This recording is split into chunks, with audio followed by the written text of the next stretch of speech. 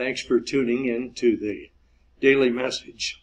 In the next coming days, some of the people who come to the To Be Given Away meeting and ask for some of the monies for some of their ministry are going to be sharing with you why they're involved in those ministries and what it's done in their spiritual life for them personally. I'd like to give a little background about the To Be Given Away program, since many parishioners weren't here when it was begun.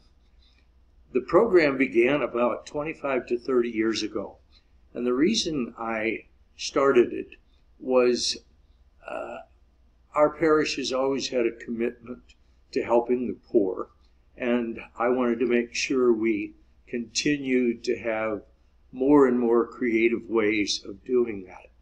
But at the same time, I also knew that our Catholic school was going through a very difficult period financially, and that we needed some help there.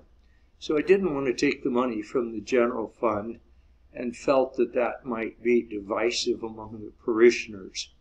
So we began this program where I just said, we'll just put a white envelope in every month marked To Be Given Away.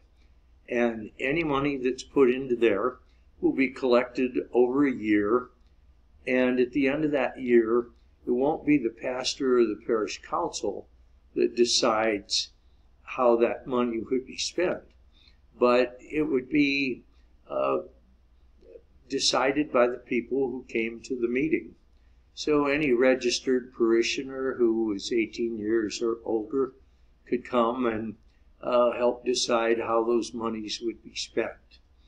So today I just wanted to give that background, and tomorrow give a little background about some of the people who come to the meeting and how they help spend that money and how it helps their spiritual life. Thanks.